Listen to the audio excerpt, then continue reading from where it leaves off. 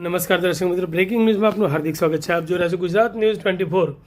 પાટણ શહેર સહિત સમગ્ર જિલ્લામાં ભક્તિભાવ સાથે ગુરુ પૂર્ણિમાની ઉજવણી કરાઈ. શહેરના પંચમુખી હનુમાન મંદિરથી લઈ શંખેશ્વર જૈન તીર્થ સહિત વિવિધ ગુરુ આશ્રમોમાં ભક્તોએ ગુરુ પૂજન કરી આશીર્વાદ પ્રાપ્ત કર્યા હતા. તારીખ 29 જુલાઈના રોજ પવિત્ર ગુરુ પૂર્ણિમાની મહાપર્વની પાટણ શહેર સહિત સમગ્ર જિલ્લામાં ભક્તિમય માહોલ વચ્ચે ઉજવણી કરવામાં આવી હતી. દર વર્ષની જેમ આ વર્ષે પણ પાટણ શહેર સહિત સમગ્ર જિલ્લામાં પરંપરાગત શ્રદ્ધા અને ઉત્સાહ સહિત ગુરુ મંદિરોમાં અને આશ્રમોમાં વિવિધ ધાર્મિક તથા સામાજિક કાર્યક્રમોનું આયોજન કરવામાં આવ્યું હતું. ગુરુ પૂર્ણિમાના પાવન દિવસે ગુરુ પ્રત્યે કૃતજ્ઞતા વ્યક્ત કરવા શ્રદ્ધાળુઓ અને વિદ્યાર્થીઓમાં વિશેષ ઉત્સુકતા જોવા મળી હતી. પાટણ શહેરની ગુરુગાદી પંચમુખી હનુમાનજી મંદિર ખાતે પરમ પૂજ્ય બ્રહ્મલીન શ્રી નર્મદાગીરીજી મહારાજની સમાધિના દર્શનાર્થે ભક્તોની ભારે ભીડ ઉમટી હતી.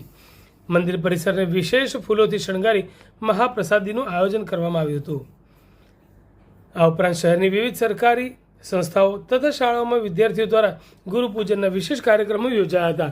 શંખેશ્વર જૈન તીર્થ ખાતે મુનિ રાજશ્રી દર્શનાર્થે પણ વહેલી સવારથી ભક્તોની લાંબી કતારો જોવા મળી હતી.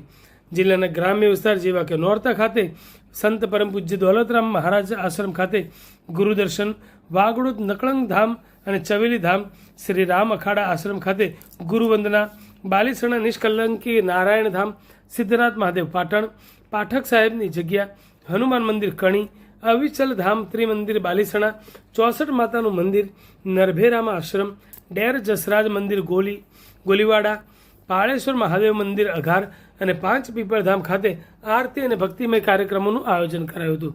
શહેરમાં ઠાકોર સમાજ દ્વારા 3 રસ્તા પાસે સંત શ્રી સદારામ બાપાની પ્રતિમાની પુષ્પાંજલિ અર્પણ કરાઈ હતી. જ્યારે સિદ્ધપુરમાં કબીર મંદિર ખાતે મહારાજના આશીર્વાદ મેળવવા ભક્તોનું ઘોડાપુર ઉમટ્યું હતું. આમ પાટણ શહેર સહિત સમગ્ર જિલ્લામાં ગુરુ પૂર્ણિમાના પાવન પર્વની ગુરુ ભક્તો દ્વારા ભવ્ય ઉજવણી કરી ગુરુના આશીર્વાદ મેળવી ધન્યતા અનુભવી હતી.